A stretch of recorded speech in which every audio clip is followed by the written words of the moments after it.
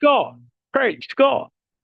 God is good all the time and all the time. God is good. Praise God, praise God. Isang mapagpalang araw po sa bawat isa. Sa pagkakataong ito tayo po idudulog, lalapit sa ating Diyos na buhay ng may pananampalataya na kung saan may dalawa o tatlo na nagkatipon sa kanyang ngalan. Naroon siya sa kanilang kalagitnaan. Sa araw na ito, tayo po ay dudulog sa Panginoon sa ngalan ng bayan ng Dumanhog sa probinsya ng Cebu. Ating hihilingin na maitatag ang altar ng ating manunupot sa bayan ng Dumanhog. May mudag sa atong mga kaigsuunan diha sa Visayas ug sa Mindanao. Bisan pa katong atong mga kaigsuunan kana sa Luzon ug sa laing nasod. Talaygon ang Ginoo sa walay katapusan. Ang atin pong pagsambay mula sa Aklat ng Mga Awit, 85 kabanata, ang talata po ay 6. Ibangon mo kami, sana'y ibalik mo ang nawalang lakas, at kaming lingkod mo ay pupurihin ka na taglay ang galang. Ibangon mo kami, sana'y ibalik mo ang nawalang lakas. Ibangon mo kami. Sana'y ibalik mo ang nawalang lakas. At kaming lingkod mo ay pupurihin ka na tagla ang galang. At kaming lingkod mo ay pupurihin ka na tagla ang galang. Ama naming Diyos na makapangyarihan sa lahat, kami po'y nagpapasalamat sa pagkakataon na minsan pang makadulog at makalapit sa iyong banal na harapan. Ama, kami po'y nagpapakumbaba, humihingi ng tawad sa lahat naming pagkakasala at ang aming panalangin. Panginoon, kami po'y linisin sa lahat ng karumihan sa aming isip, sa aming pananalita, mga bagay na tinignan, mga bagay na ginawa, mga bagay na tinungo. Ang aming panalangin ng banal na dugo ng aming manunubos ang siyang pumawi sa lahat naming karumihan. Sa pangalan ni Jesus at ang aming hiling, Panginoon, sa pangunguna ng iyong Santong Espiritu, patuloy kang kumilos ng may kapangyarihan sa aming mga buhay. Habang amin din pong idinudulog sa iyong bayan ng Dumanhog sa probinsya ng Cebu. Ang aming panalangin ng lahat ng altar at lahat ng kasunduan sa bayan na ginawa, sa bayan ng Dumanhog ng hindi ayon sa pangalan ng aming manunubos ay mapawalang bisa sa pangalan ni Jesus at ang aming hiling sa pangunguna ng iyong Santong Espiritu maitatag ang altar ng aming manunubos sa bayan ng Dumanhog. Maraming salamat po ang aming pag-asa at tinugon niyo. Tinanggap namin ang aming panalangin sa pangalan ng aming Panginoong Hesus. Amen. Amen. Amen. Amen. Amen. Amen. Amen. Praise God. Praise God. Ang atin pong pagbubulay ay mula sa Aklat ng Genesis, 43 kabanata. Ang dalata po ay 11 hanggang 14. Sinabi ni Israel, kung iyon ang mabuti, sige, payag na ako. Ngunit magdala kayo ng handog sa gobernador, kaunting balsamo, pulot-pukyutan, astragalo, laudano, alponsigo, at almendra. Doblehin ninyo ang dalang salapi sapagkat kailangan ninyong ibalik ang salaping nailagay sa inyong mga sako. Maaring isang pagkakamali lamang iyon. Isama na ninyong inyong kapatid at lumakad na kayo loobin nawa ng makapangyarihang Diyos na kahabagan kayo ng taong iyon upang mabalik sa akin si Simeon at si Benjamin. Kung hindi man sila maibalik, handa na ang loob ko. Ang Diyos po ang magpala ng kanyang buhay at makapangyarihang salita. Sa bahagi pong ito ng banal na kasulatan, tayo po ay tunay na mamamangha sa pagbabagong loob ng nunong Hakob. Ano po? Kaya, alam nyo, ako'y naniniwala na hindi aksidente na siya po ay tinawag na Israel sa bahaging ito ng banal na kasulatan. Siya po ay laging tinatawag na Jacob, pero sa pagkakataong ito, siya po ay tinawag na Israel sa kadahilan ng, sa aking po palagay, sa pagbabagong loob na kanyang ipinabalik yung kanyang mga anak kasama si Benjamin sa Ehipto. At alam niyo po, nakakatuwa sapagkat hindi niya lang basta pinapunta. Ang sabi niya, magdala kayo ng handog sa gobernador, balsamo, pulot-pukyutan, astragalo, laudano, alponsigo, at almendra. Kapag po tinignan natin itong mga ipinadadala niya, ito po mga hindi basta-basta na mga handog. Ano po? Meron po itong halaga.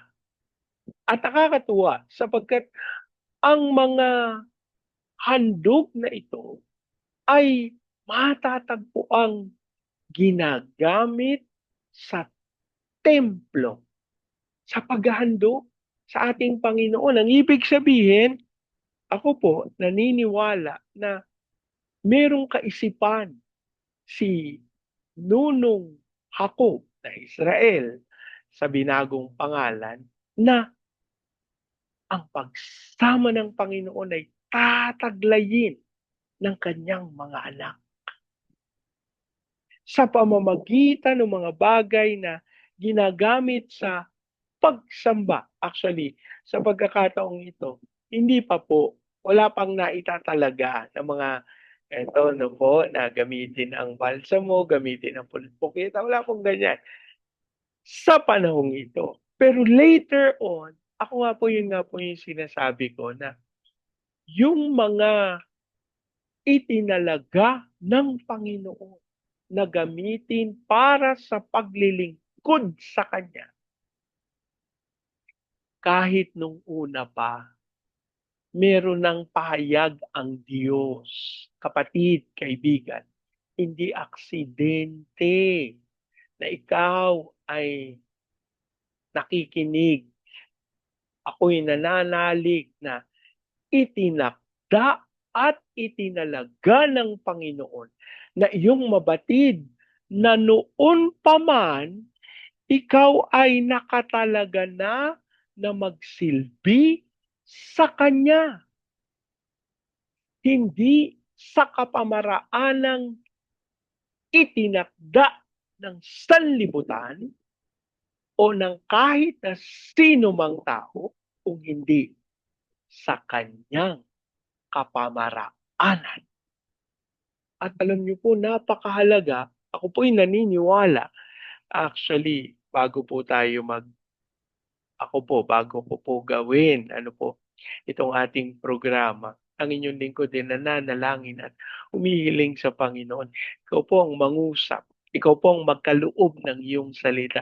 Alam niyo yung tinanggap ko na salita galing sa Panginoon ay ipahayag ang katotohanan ng paglilingkod sa Panginoon. Alam niyo po mga kapatid, kapag sinabing paglilingkod sa Panginoon, sa lahat naman po tayo, hindi lang sa inyo, kahit sa akin din, pumapasok yung kaisipan na magpapastor, magiging misyonero, magiging full-time worker. Yun po, sa pangkalahatan na po yan. Pero, Alam niyo ba na ang pagiging magulang ay tawag at paglilingkod sa Panginoon? Ang pagiging kabiyak sa atin pong mga esposo, esposa, ano po, yung pagiging partner sa kanila, yan po ay responsibilidad. Yan po ay paglilingkod sa Panginoon. So, hindi po natin yan pwedeng baliwalain. Ito po yung sinasabi ko na magugulat ang mga tao kapag nabatid nila at ipinahayag ng Panginoon sa kanila. Hindi lang pagpapastor, hindi lang yung mga naglilingkod sa simbahan, ang totoong naglilingkod sa Panginoon. Kung hindi, habang ginaganap natin yung ating mga pang-araw-araw na responsibilidad na itinalaga ng Panginoon.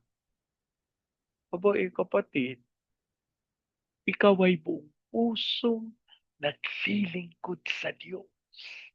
At ang katotohanan ito, marapat na mabatid ng bawat isa sa atin. Hindi natin dapat baliwalain.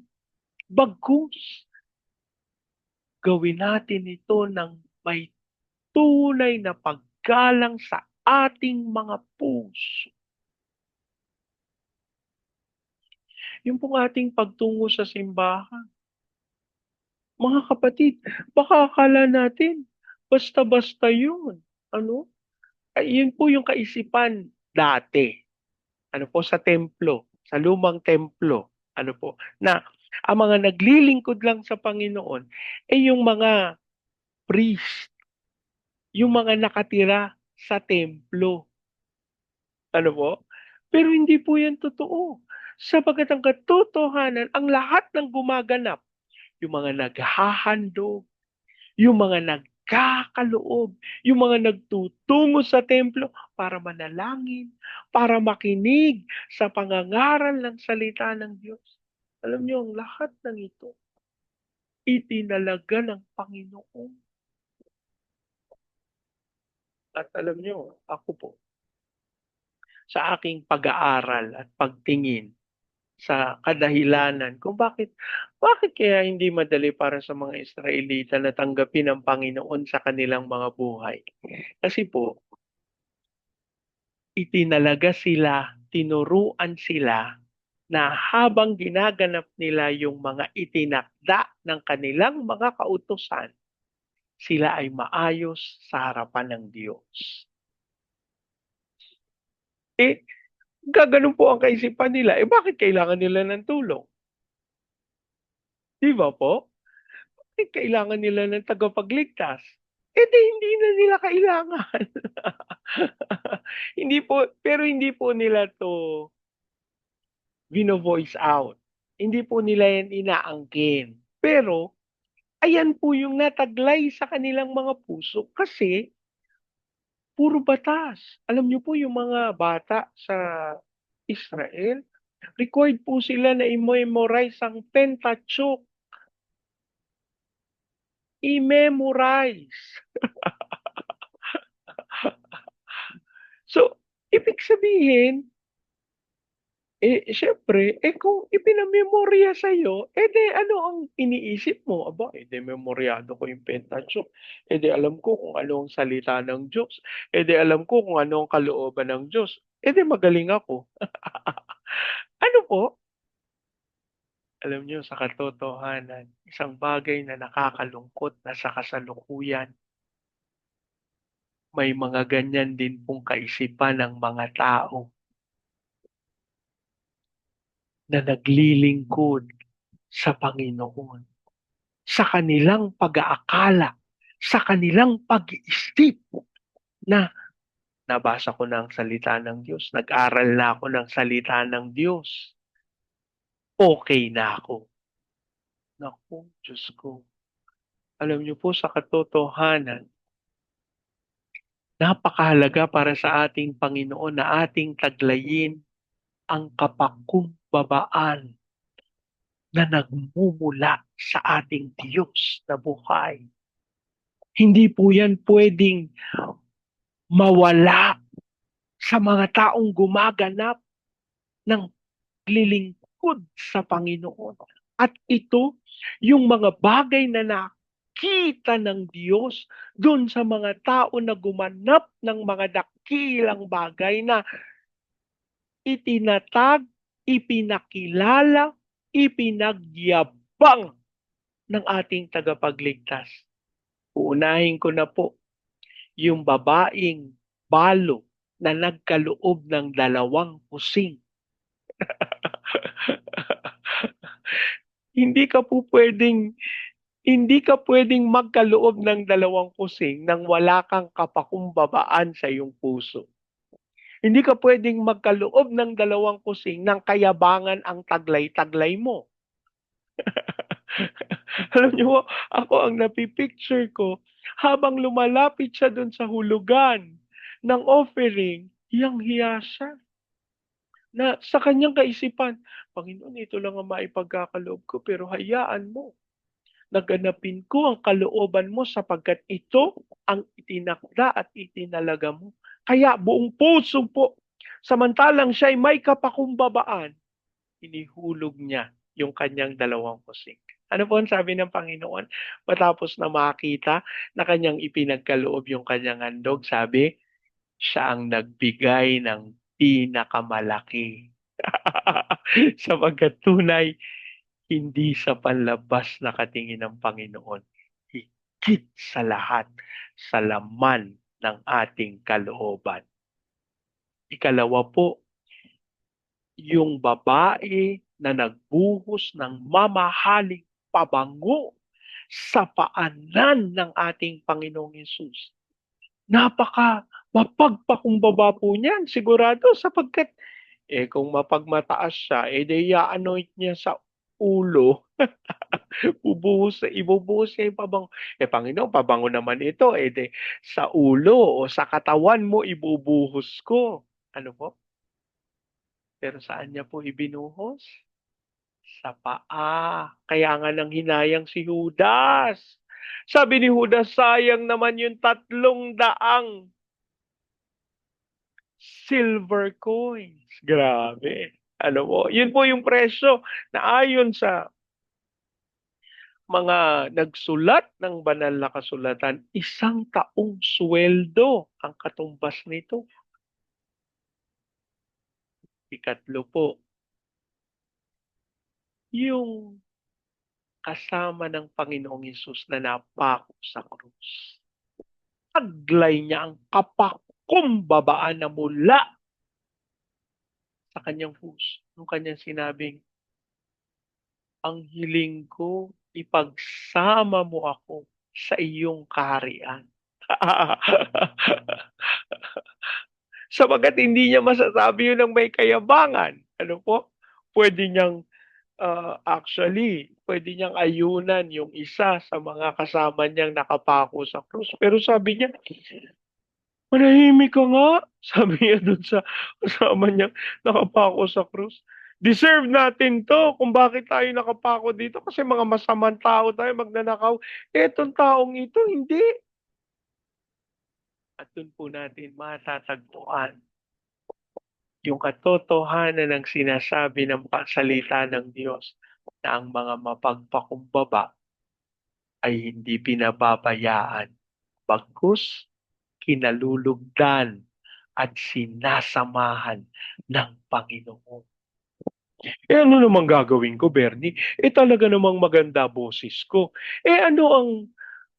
Paano? Itatago ko na lang tong maganda kong boses? Aba, hindi naman, kapatid. Pero alam mo ba na pwede mong gamitin yung maganda mong tinig ng buong pagpapakumbaba at pag-amin sa iyong puso at kaisipan na hindi yan sa iyo, kung hindi yan ay kaloob ng Panginoon at marapat na ibalik sa Kanya. At yun ang dahilan kung bakit nagagamit mo, kung bakit ikaw ay nakapaglilingkod sa Panginoon. Hindi dahil dakila ka, kung hindi dahil dakila siya. At ako po'y nananalig sa bawat isa sa atin, kapatid, Muli kang tinatawag ng Panginoon sa paglilingkod. Pero, tinatawag ka ng Panginoon sa pagpapakumbaba. At ito'y magaganap lang kung hihilingin mo sa Kanya na siya ay manahan sa iyong puso. Manalangin tayo.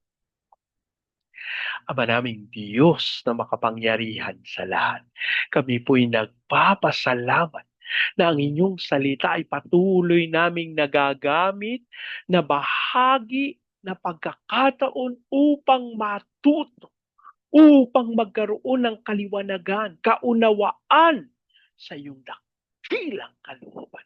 Kami po ay nagpapasalamat sapagkat ang iyong katotohanan ay patuloy na nagiging maliwanag, katulad ng sikat ng araw sa katanghaliang tapat. At dahil dito, nababatid namin ang iyong nais. At sa oras na ito, kami po'y nagpapakumbaba. Inaamin namin, Ama, na sa aming mga sarili, kami po'y walang magagawa. Ang lahat ng nagaganap namin ay hindi dahil sa aming karunungan, kung hindi dahil sa inyong kahabagan. Kaya't kami po'y nagpapakumbaba, Panginoon. Dasal namin ang iyong paglilinis. Dasal namin ang iyong pagpapatawad. Dasal namin ang iyong pagkilos sa aming mga buhay katulad ng ginawa ng aming Panginoong Yesus na kahit na siya'y kapantay ng amang nasa langit, binaba niya ang kanyang sarili at nag-anyong alipin. Ipahintulot mo na aming matularan ang ginawa ng aming manunubos, na kami maging iyong tagasunod, kami iyong maging alipin na aming ganapin ang iyong dakilang kalooban. Habang amin din pong ipinagkakatiwala sa iyo, yung pagkatawag mo sa amin, Lord, ang aming kahilingan, magkaroon kami ng kaliwanagan patungkol sa landas na nais mong aming tahakin upang aming maganap ang iyong dakilang naisin. Amin din pong idinudulog sa iyo ang bayan ng Dumanhog. Hinihiling namin na ang katawan ng aming Panginoong Hesukristo sa bayang ito ay magkaroon ng unawaan, pagpapakumbaba at pagkakaisa. Dasal namin ang pagdaloy ng iyong pag-ibig, maging dahilan kung bakit mag-uugat ang pagkilos ng Santong Espiritu sa pagtatatag ng altar ng aming Panginoong Hesukristo sa bayan ng Dumanhog. At ang aming hiling, Panginoon, tunay mapangyari ang iyong dakilang kalooban. Maibuhos ang langis ng kapangyarihan at kaluwalhatian sa bayan ng Dumanhog at tumaloy ang iyong spirito at kapangyarihan. We declare the fire of revival sa bayan ng Dumanhog. Kaya mong maranasan din ito ng Baguio City, Cagayan de Oro, Legazpi, Lipa, Manila, Pampanga, Pateros. Kilusan mo po ng may kapangyarihan ng mga bayang ito. Ipagkaloob mo din ang kaunlaran at hayaan mong dumaloy ito sa buong Luzon, Visayas at Mindanao. Ipahintulot mo, Panginoon, na matupad namin yung tawag mo sa amin to be the launching pad of the gospel, to be a missionary sending country, to be the America of Asia in the height of its glory. Dasal din po namin ang pagkilos mo sa aming President Marcos, Vice President Duterte, sa Senado, Kongreso, Judiciary, Military, Police, Local Government. We declare the fear of the Lord na maghari sa aming gobyerno. Panginoon, ang aming panalangin walang magawa kasi kasinungalingan ng kaaway upang galawin, tanggalin sa pagkakaayos ang aming gobyerno. Hiling namin ang iyong kapangyarihan ang siyang mangibabaw at hindi ang kasinungalingan ng kaaway. Dasal din po namin ang pagsama mo sa aming mga misyonero sa iba't ibang panig ng daigdig. Panginoon, ipagkaloob mo yung lahat nilang pangangailangan katulad sa aming mga OFWs na tinawag mo bilang overseas Filipino witnesses. Ipahintulot mo, Panginoon, na dumaloy ang iyong kapangyarihan sa kanilang pagpapahayag ng iyong katotohanan sa mga bansa na iyong pinagdalhan. Habang aming hinihiling ang iyong pangunguna sa aming mga training agencies, katulad po ng Main Lifeline, Asian Center for Missions, Elijah House Philippines, Church Renewal, Asia Pacific, International Institute Studies. Ikaw po magkaloob ng lahat ng pangangailangan ng mga ministeryong ito para magtagumpay sila sa kaluwalhatian. Hiling din namin ang iyong pagsama sa mga bansa ng Vietnam, Cambodia, Myanmar, Laos, Thailand, Malaysia, Singapore, Indonesia, Brunei. Kilusan mo po ng may kapangyarihan ng mga bansang ito. And as we visit them and anoint them with oil, we declare the power of revival in Jesus. Yan din po sa Hong Kong, Macau, Taiwan. Kilusan mo ng may kapangyarihan ng mga bansang ito at dumaloy ang kalwalhatian mo. Gayun din po sa Japan, China, South Korea, North Korea, Brazil, Russia, at Amerika. Hiling namin, Panginoon, ng walang katulad mong pagsama, pangunguna, at hayaan mong maitatag ang iyong alta sa mga bayang as we declare peace over Israel. Maraming salamat po. Inaangkin namin, tinugon nyo, tinanggap namin ang aming padala sa pangalan ng aming Panginoong Yesus. Amen. Amen. Amen. Amen. Amen. Amen. Amen. Amen. Praise God. Praise God. Sa pagkakataong ito, yan yung pong salita itong basbas ng Panginoon sa inyo at sa inyong sambayan. I declare the everlasting love of the Father. I declare the unending blessings of the Son. I declare the sweet, sweet, sweet fellowship of the Holy Spirit now and forever. For I declare there's no house and lot with parking, with a no vehicle, and with a flourishing business in Jesus' name. Amen. Amen. Amen. Amen. Amen. Amen. Amen. Praise God. Praise God. Hanggang sa susunod po, sama-sama nating ideklara, Pilipinas, God bless you. God. And so we declare, to God be all the glory in Jesus' name. Amen. Amen. Amen. Amen. Amen. Amen. Amen. Praise God. Praise God.